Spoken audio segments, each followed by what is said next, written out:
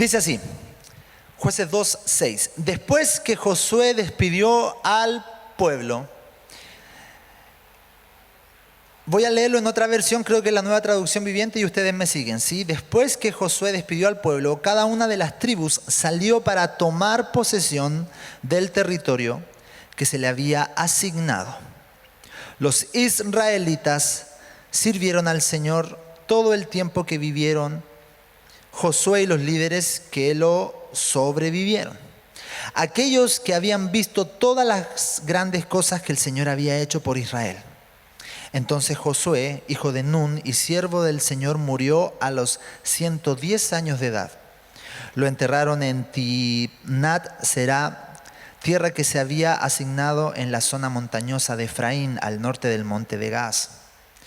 Después de que murieron todos los de esa generación, escuche bien ahí y lea bien, creció otra que no conocía al Señor, ni recordaba las cosas poderosas que Él había hecho por Israel.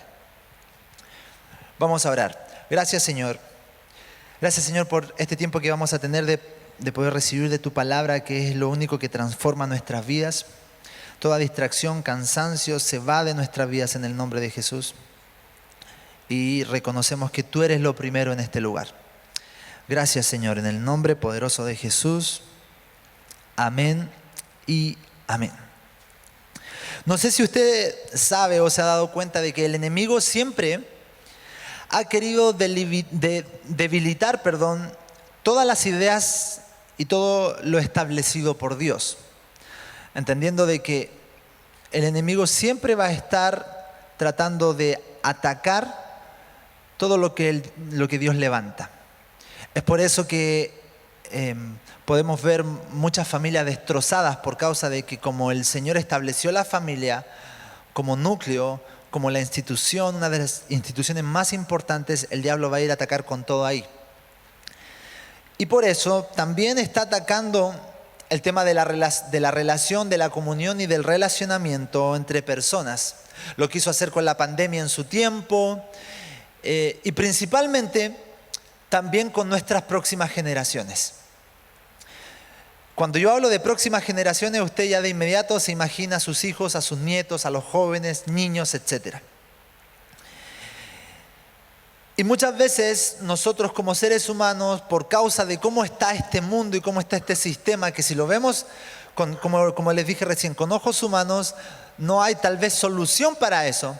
Pero si vemos y ponemos nuestras cosas, como estábamos hablando la semana pasada, nuestra mirada en las cosas de arriba, ahí sí vamos a encontrar una solución. Pero si las miráramos con los ojos humanos, entraría temor a nuestras vidas porque el mundo está mal.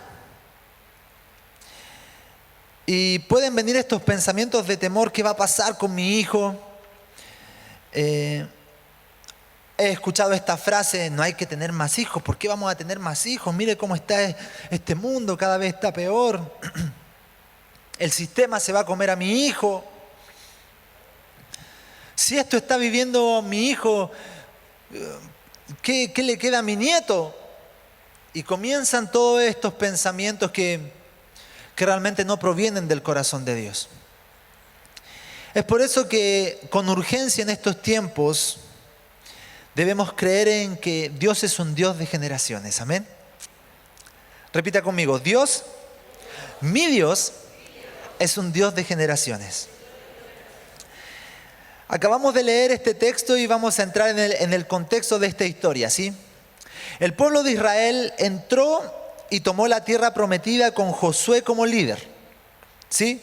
Recuerden que Moisés no alcanzó a entrar a la tierra prometida y a tomar ese lugar, pero Josué sí, como líder entraron. Y en el capítulo 1 de Jueces podemos ver que Israel entra en la tierra, comienza a vivir en la tierra, pero no conquista de inmediato toda la tierra. En bastantes versículos podemos ver que el pueblo comienza a hacer de los enemigos, de los amorreos, de los cananeos, de los, ¿qué más?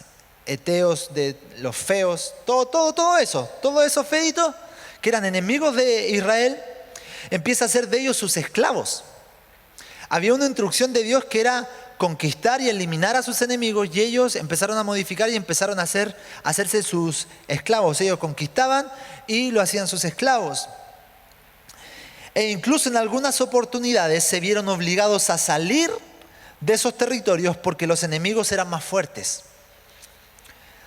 En ese proceso y en ese contexto ocurre un punto de inflexión que nos va a llevar a lo primero que les quiero compartir. Mire, vamos a leer Jueces 2 del 1 al 5.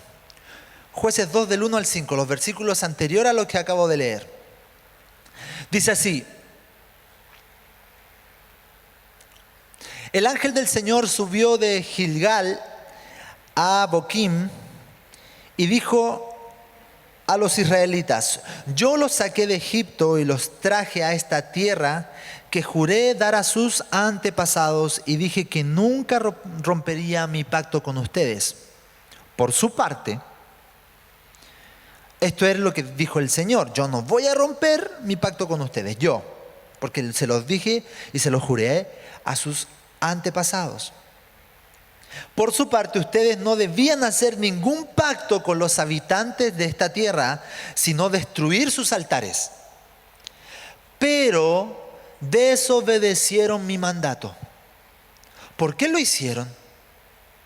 Ahora declaro que ya no expulsaré a los pueblos que viven en la tierra de ustedes. Ellos les serán espinas clavadas en el costado, y sus dioses serán una tentación constante para ustedes.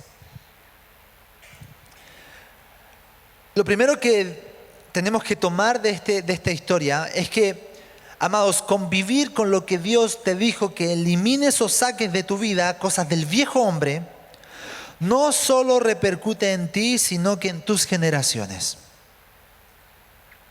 Repito esto: convivir con lo que Dios te dijo que elimines o saques de tu vida, esas cosas que no le pertenecen a tu nueva vida, que no le pertenecen a la nueva creación, sino que al viejo hombre, no solo repercute en ti, sino que en tus generaciones. Quiero hacerles una pregunta: ¿qué cosas Dios nos ha pedido que saquemos o que cambiemos de nuestra vida? A ver, piense un momento ahí. ¿Qué cosas es las que Dios te ha dicho que saques o que cambies de tu vida?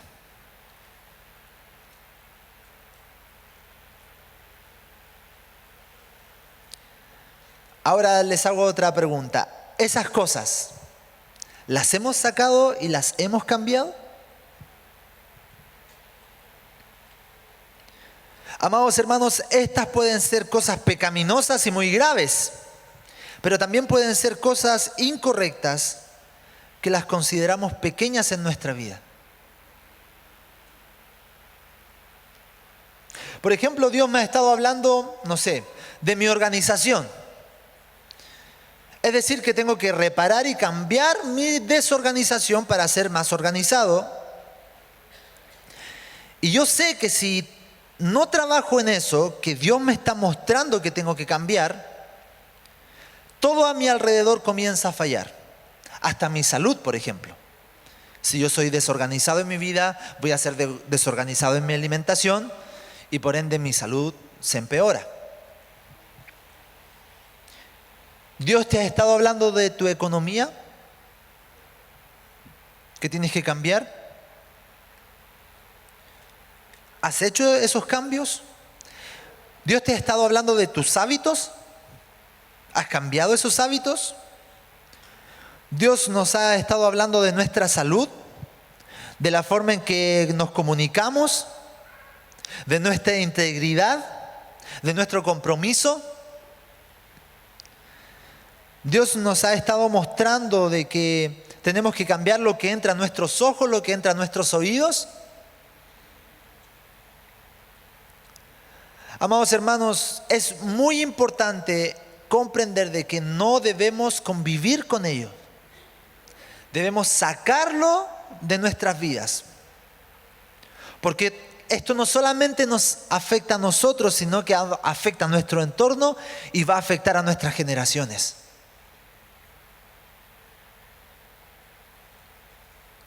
Es por eso que en la sociedad tenemos a hijos con padres ausentes, por causa de que no han querido cambiar eso que el Señor les mostró que estaba mal.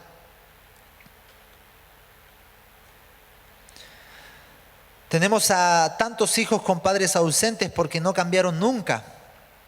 Y eso puede ser entendible de padres que no conocen a Dios. Pero no puede ser que hijos de padres cristianos tienen más dramas que hijos de padres no cristianos. Es una realidad. No estoy acá haciendo una crítica, sino que estamos mostrando una realidad donde tenemos que hacerle frente a todo lo que el enemigo ha querido y está queriendo hacer en nuestras vidas y en nuestro entorno. Muchas veces a través de nuestros pensamientos hemos aprendido en este tiempo de que la única manera de que el enemigo ataque nuestras vidas es que nosotros se lo permitamos. Y yo siempre digo esta frase que es como muy obvia, pero no se trata de decir, ya, a ver, enemigo, ahora yo te doy permiso. No estamos hablando de eso, sino que a través de nuestros pensamientos, a través de nuestro orgullo, de nuestras malas decisiones, empezamos a darle espacio a que el enemigo afecte nuestras vidas. Amados hermanos, no debemos tolerar esas cosas. No convivas con lo que Dios te dijo que elimines. El pueblo de Israel tenía una instrucción clara de eliminar a sus enemigos, pero comenzaron a convivir con sus enemigos. Y el Señor les dice, yo les di una instrucción, yo les prometí a sus antepasados que no, mi pacto está con ustedes estable, no los voy a dejar. Pero por otro lado, ustedes tenían también algo que hacer y no lo hicieron, fueron desobedientes. Y por eso mismo ahora, entonces ya no voy a quitar a sus enemigos y sus dioses van a ser, dice, de tentación constante para ustedes.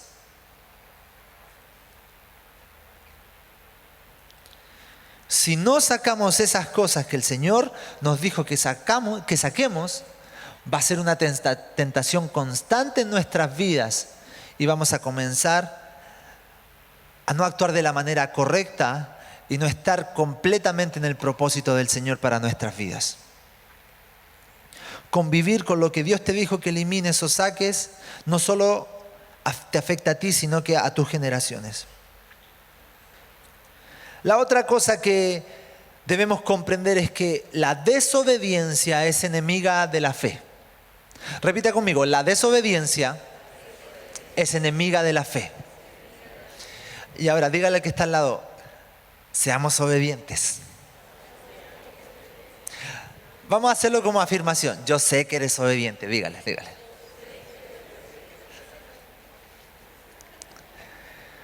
Miren lo que dice Jueces 2:2.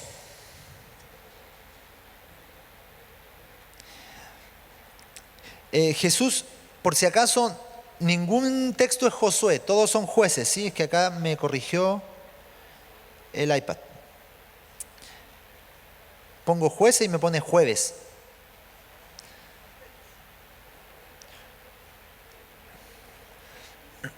Continuamos. La desobediencia es enemiga de la fe. Jueces 2:2 dice así, como lo acabamos de leer. Por su parte ustedes no debían de hacer ningún pacto con los habitantes de esas tierras, porque eran enemigos, porque tenían dioses falsos, etc. Sino destruir sus altares. Y acá dice algo, pero desobedecieron mi mandato. ¿Por qué lo hicieron? La tolerancia en el mal sentido de la palabra es amiga de la desobediencia. Algunas cosas las toleramos en nuestra vida porque no queremos obedecer a Dios.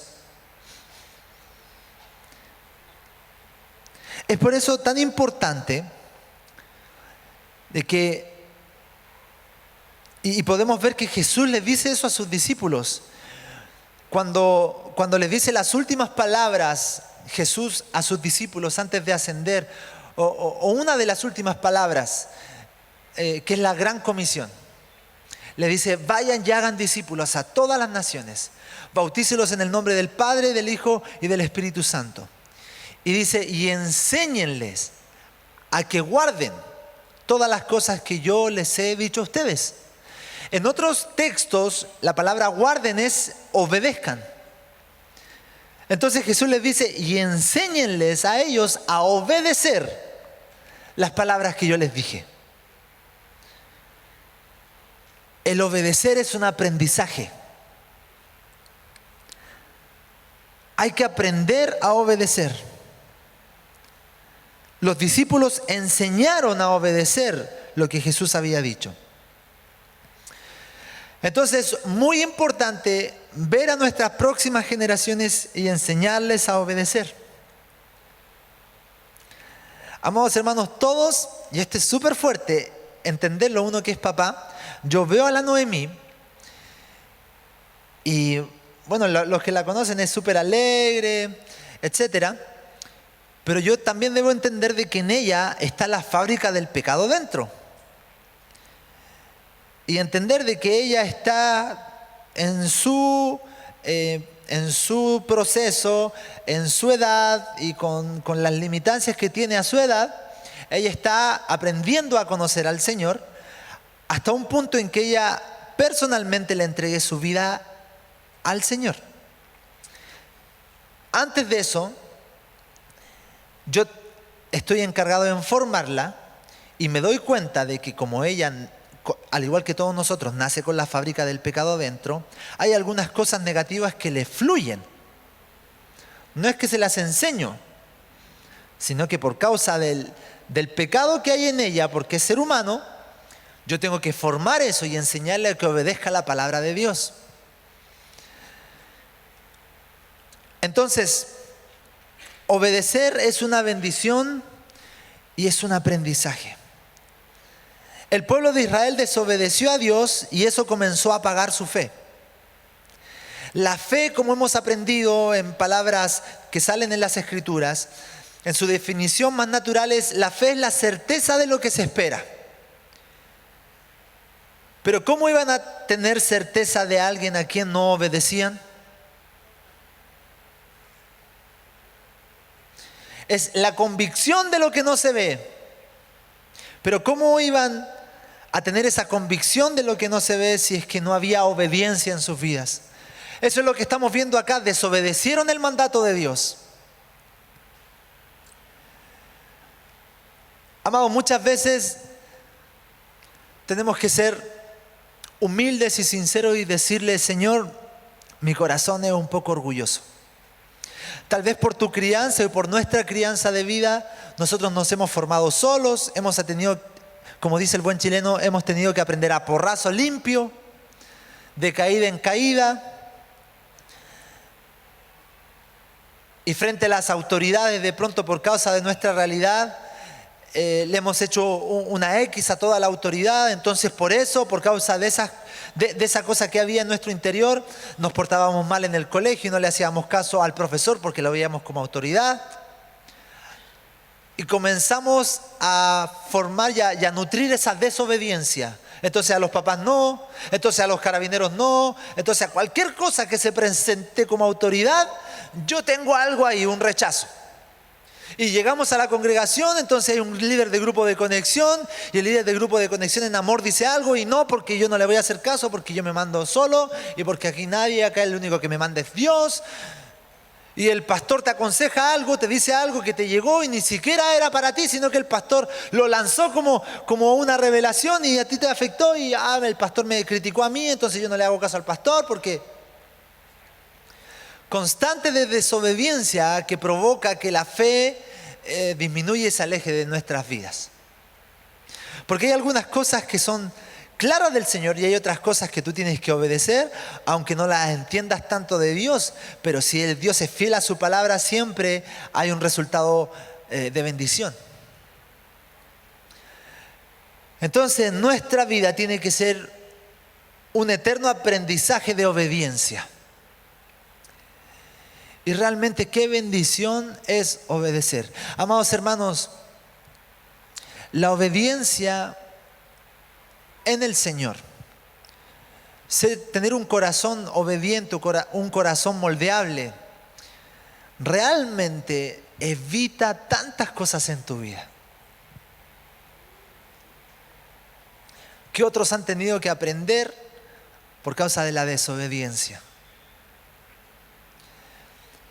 Qué bendición es tener un corazón obediente y un corazón que aprende a obedecer. Otro principio que podemos sacar es que a través de la historia de jueces y del pueblo de Israel en ese contexto es que, amados, las convicciones generan legado. Ver milagros no lo hace.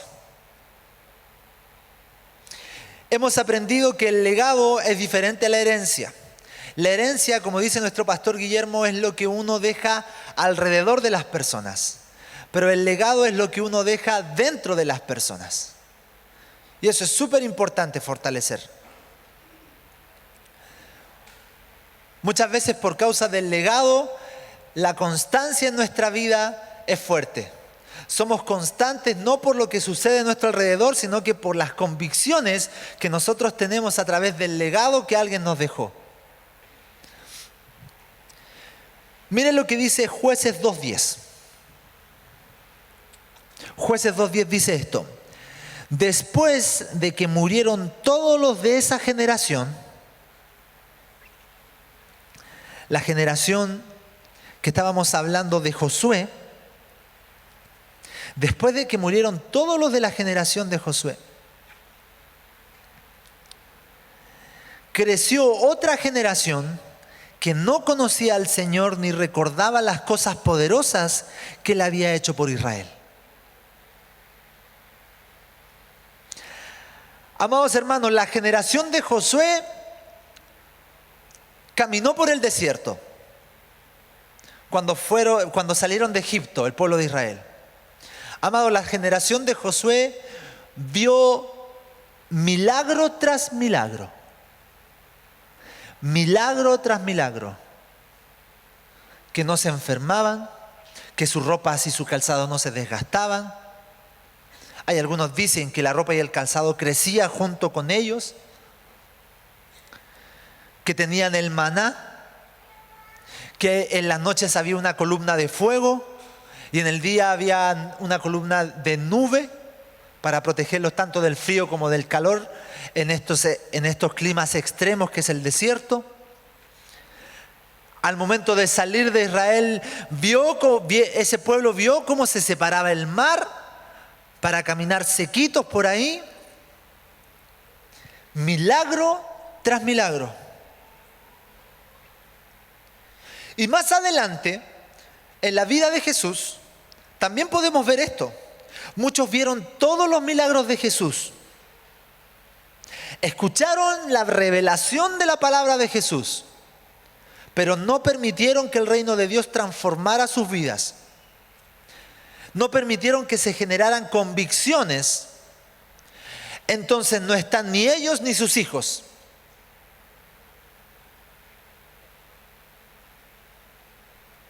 Muchas veces, amados hermanos, le podríamos estar pidiendo a Dios que haga, por ejemplo, un milagro económico. Y pensamos que esa es la respuesta a nuestras vidas. O decimos, si mi hijo, Señor, ve que tú haces este milagro, estoy seguro que se va a ir a la iglesia. Ocurre el milagro, nos encanta el milagro, no tenemos convicciones claras, disfrutamos solamente del milagro y no del Señor, y no estamos ni nosotros ni nuestros hijos. Acá no estoy diciendo que los milagros sean malos. Acá no estoy diciendo que tal vez sea un puntapié inicial de lo que ocurre en una familia, porque en el libro de los Hechos podemos ver que ocurrían milagros. Los apóstoles iban a las casas, había liberación y la gente era transformada, pero no se trata solamente de eso, sino que se trataba del mensaje que transformaba las vidas a través de conceptos, a través de principios, a través del legado.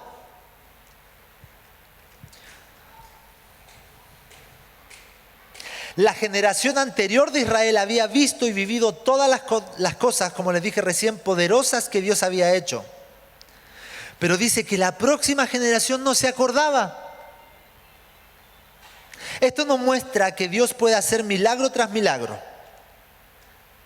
Pero si yo no me lleno de Dios, si no entiendo que Cristo vive en mí, si no entiendo que ahora ya soy una nueva creación, si no entiendo que la realidad de la persona de Jesús está en mi vida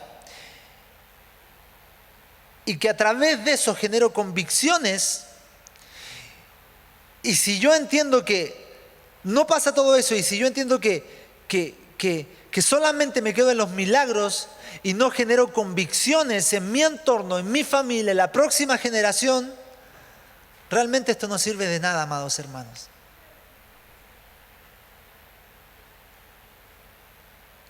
Hoy más que nunca nuestra convicción debe ser fuerte, porque el legado es lo único que hará que nuestras generaciones sigan y tengan el entendimiento del Cristo que está en nosotros. Vuelvo a repetir esto, también nosotros oramos y anhelamos que la manifestación del poder de Dios en la vida de las personas a través de milagros, milagros económicos, milagros creativos, liberación, sí haya, amén, extraordinario. Pero pregúntele a esos evangelistas que hay cruzadas hermosas donde muchas personas son sanadas. ¿Cuántas personas de esas solamente fueron por su milagro y por la gracia y por el amor de Dios recibieron su milagro, pero ahora no están en el Señor? Es por eso que Jesús le decía a sus discípulos: vayan y hagan discípulos. No solamente oren por la gente para que ocurran milagros, sino que hagan discípulos. Enséñenle a que obedezcan, que guarden estas cosas, generen convicción, generen principios para que ellos tengan esa convicción, esa seguridad, que en el momento en que haya dificultad, en el momento en que ya las cosas de afuera no estén tan buenas, permanezcamos firmes.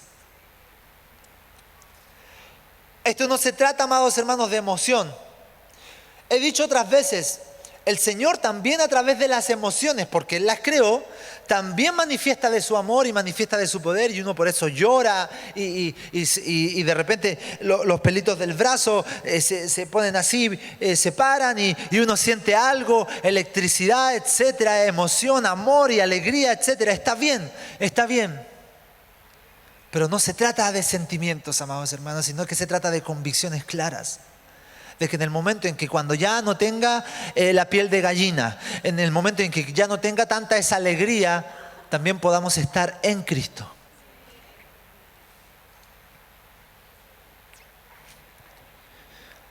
Las convicciones generan legado, ver milagros no.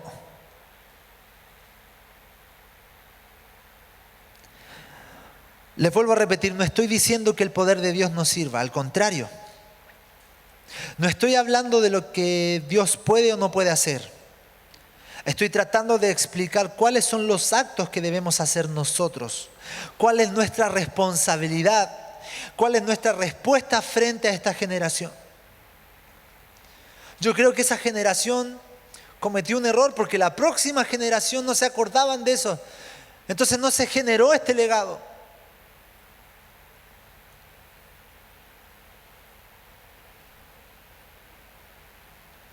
Es por eso que hay una instrucción también en la Biblia que dice que a nuestros hijos enséñenles la palabra de Dios. Estoy parafraseando, al momento de levantarse, de acostarse. Claro, también como escuché por aquí, instruyan al niño en su camino. Que después, si es que los instruyen, va a pasar el tiempo y no se van a apartar de eso. Generar la realidad del cielo para que en el interior de las personas, la realidad de Jesús, para que en el interior de las personas se generen esas convicciones. Nosotros mismos tenemos que tener esas convicciones claras. Otro punto, amados hermanos, Dios sembró a su Hijo para cosechar muchos hijos. El poder de la siembra y la cosecha es un poder, es una verdad, es un principio que Dios estableció y se aplica para todo. Hemos entendido que toda semilla se reproduce según su género. De tal manera Dios nos amó, Dios amó a la humanidad, que sembró a su Hijo para cosechar a muchas personas para Él. Amados hermanos, si creemos que por nuestro compromiso con Dios nuestros hijos están bien, estamos equivocados. Mi papá siempre me dijo: Cristian, hijo preferido. No dijo eso. Cristian, me dijo, Dios no tiene nietos, solo tiene hijos.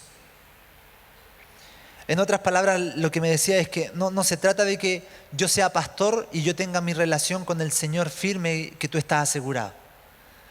Tú tienes que tener tu compromiso con Dios. Tú tienes que entregarle tu vida al Señor. Eso es legado. Es por eso que nuestra fe tiene que continuar en nuestra generación.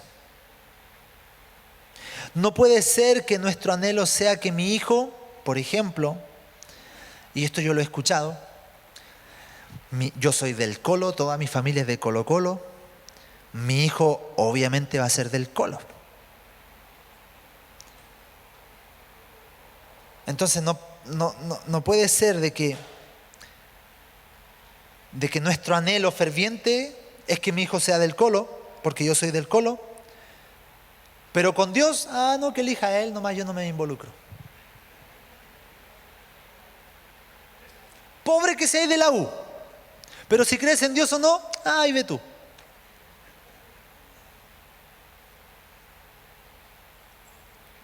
Puede ser que esté exagerando un poco, pero es la realidad.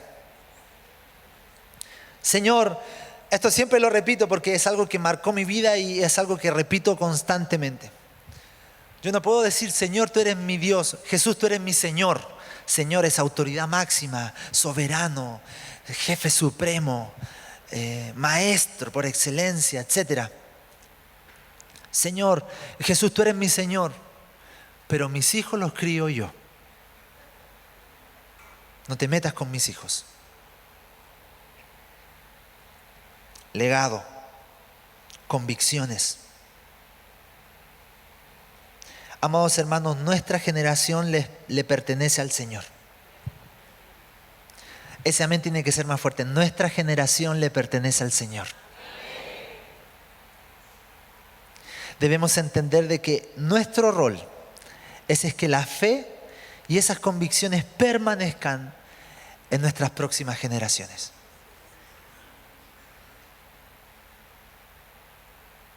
Es fuerte para un papá recibir esto. El Señor te prestó nomás a tu hijo. Ay, es que mi hijo es mío.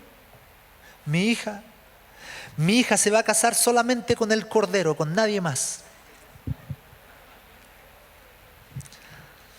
Porque no va a haber ningún hombre, solamente yo. Y el Señor.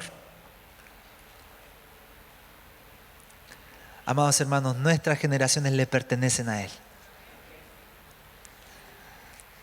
Nuestro rol es que esa fe, esas convicciones, la pasión que hay en nuestro interior, que debiese haber en nuestro interior, permanezca en ellos. Lo último que digo, la fe produce clamor. Y nuestro clamor debe ser el correcto. No clamar para que Él nos responda, como en el Antiguo Testamento. Es clamar lo que Él ya nos entregó, puestos en la seguridad de que todas las bendiciones ya fueron dadas por causa de Jesús. Entonces, establecer lo que Él ya nos entregó por su amor, por su gracia y por su sacrificio. Ese es el clamor. Mis alumnos de escuela ministerial, yo les decía que no se trata acá de que muchas veces tenemos este concepto de que la intercesión y el clamor y la oración es como si nos pusiéramos de acuerdo como grupo, hiciéramos carteles de protesta y fuéramos afuera de la municipalidad o de la casa de gobierno a hacer un reclamo, queremos bendiciones, queremos derechos. Señor, escúchanos, escúchanos, queremos bendiciones. Hasta que en algún momento Dios escuchó y dijo, ay, a ver, voy a abrir la puerta, a ver ya, ¿qué quiere el pueblo? No, queremos bendiciones. Ya, bueno, ya, para que se dejen de gritar, para que se dejen de clamar, porque están gritando y llorando muy fuerte, ya, ahí está. Eso no es. Y yo sé que usted sabe que eso no es. Pero muchas veces ora como si eso fuese. O oramos en realidad, me integro, oramos como si eso fuese. Yo voy a orar y voy a interceder, entonces hago mi cartelito. Bendición y protección. Y estoy ahí, Señor, escucha a tu pueblo, Señor. Queremos bendición y protección, Señor, escúchanos. Tú que estás tan ocupado. Eso no es el clamor. Clamor es decir, Señor, nosotros establecemos lo que tú ya nos diste. Declaramos que nuestras generaciones son tuyas porque tú lo dijiste, Señor. Declaramos de que si nosotros hacemos frente al enemigo, Él huirá de nosotros porque esa es la verdad que tú dijiste, Señor.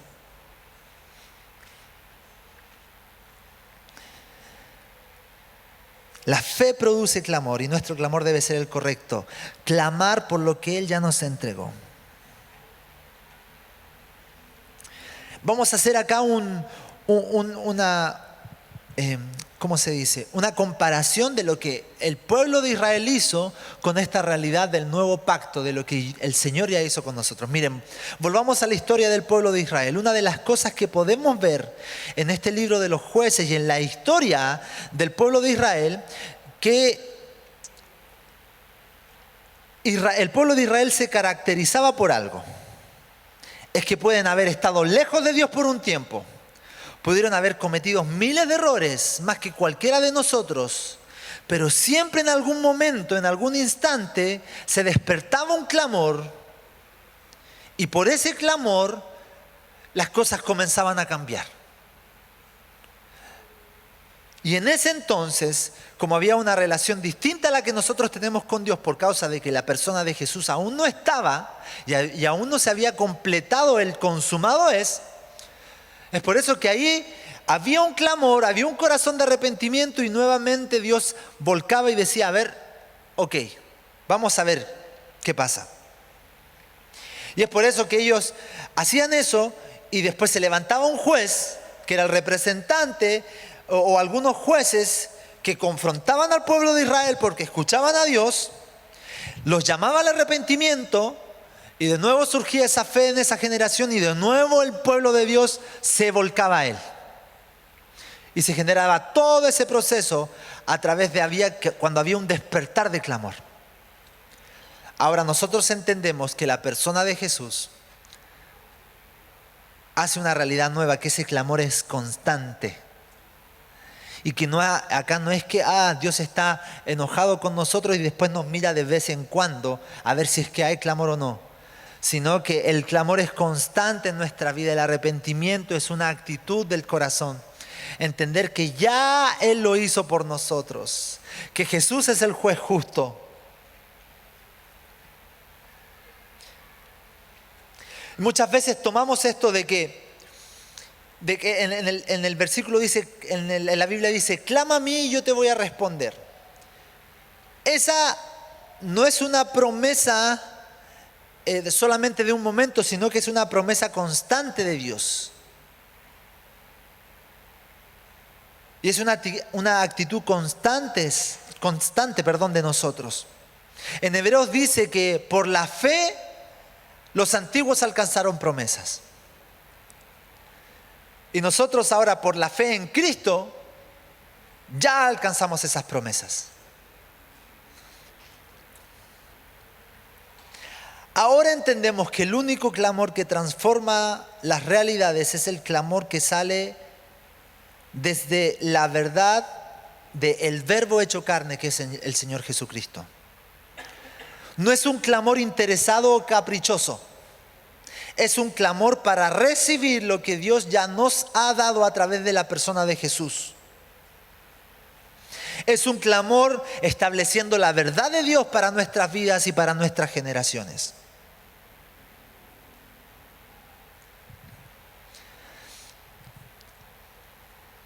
Esa fe constante, ese corazón de convicción produce el clamor que nuestra generación necesita. Es por la fe en la persona de Jesús y en lo que Él ya hizo para nosotros que nuestra vida crece. Es por la fe en Jesús que en nuestra vida tiene que haber tanta compasión por las personas. Y el deseo ferviente que nuestra generación siga alcanzando y siga tomando esas promesas que Dios ya nos ha dado.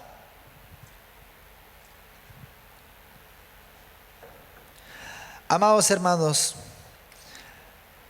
como les dije recién, convivir con lo que Dios te dijo que elimines no solamente afecta a ti, sino que afecta a tus generaciones. Entonces, de inmediato, muramos a lo viejo y nazcamos a lo que el Señor tiene para nosotros.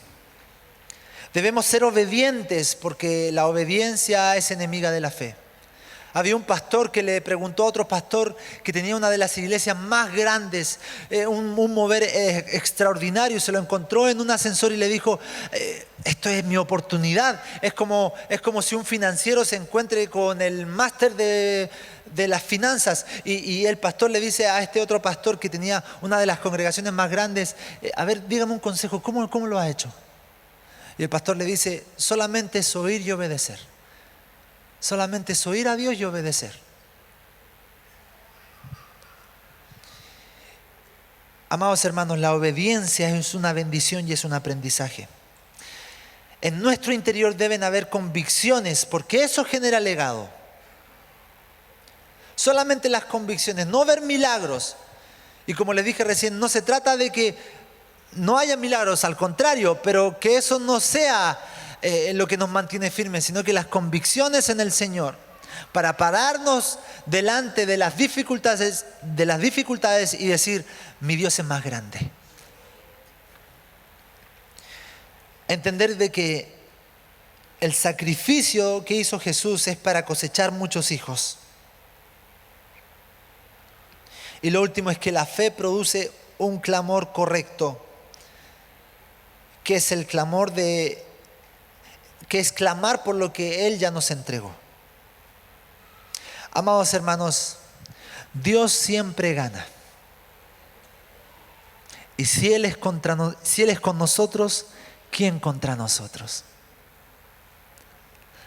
Dígale al que está al lado, si Dios es con nosotros, dígale, si Dios es con nosotros, ¿quién contra nosotros? Dios siempre gana.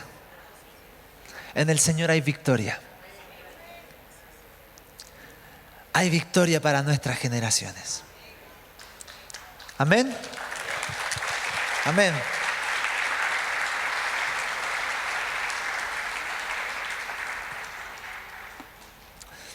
Recién pude tomar agua porque yo siempre tomo agua cuando aplauden. No, era broma.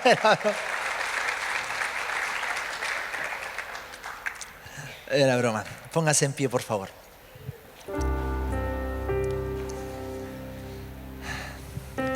Sigamos creyendo, sigamos confiando en lo que el Señor ya nos ha dicho.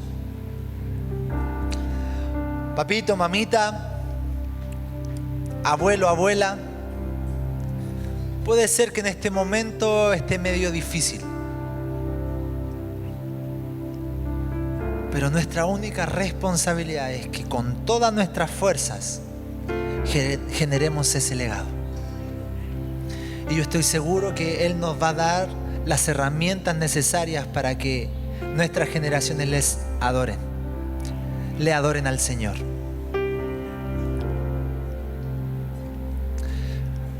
El último ejemplo que digo, hay un pastor que realmente ha impactado mi vida, que es un pastor que se llama Robert Barriger. Tuvimos al hijo hace un tiempo atrás de una congregación que se llama Camino de Vida en Lima, Perú.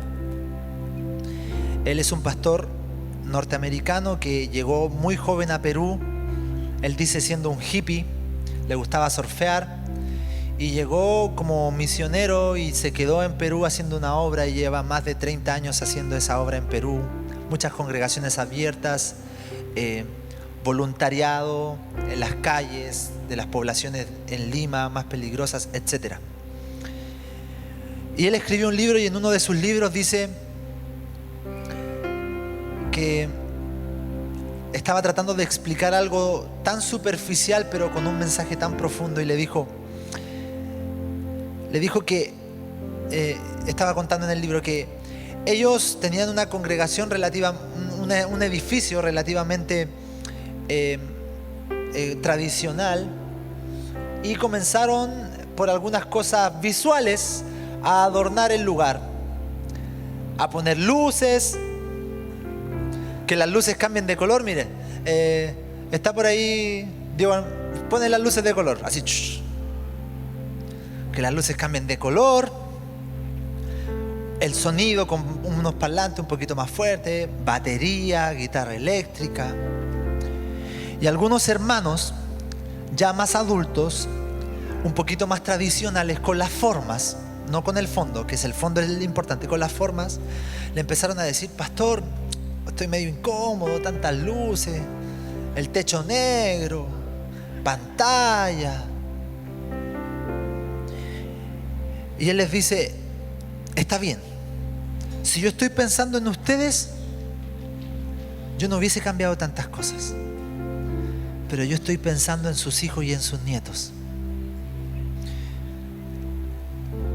Y dice, le preguntó a los ancianos, a los padres, a los abuelitos de su congregación, tan importante, ellos mantienen la estabilidad, ellos el cable a tierra. De pronto el joven quiere salir disparado y ahí está el papá. El pastor Cristian quiere salir disparado y ahí está el pastor Guillermo, gracias a Dios. Y le dice: ¿ustedes qué harían? ¿Qué harían para que su hijo, su nieto, que no venga a la iglesia, venga a la iglesia? Entregue su vida a Cristo, sirva con nosotros. ¿Qué haría? El 90% de las respuestas de los abuelos y de los papás le dijo: pastor, yo haría lo que fuera. Y el pastor le dijo: entonces déjeme poner luces, déjeme poner parlantes, déjeme hacer algunas dinámicas que tal vez tú estás un poquito incómodo, pero puede ser una herramienta. Vuelvo a repetir que no es lo más importante, porque entendemos que la palabra y la verdad de Jesucristo afecta a las personas, pero puede ser una herramienta para que eso provoque.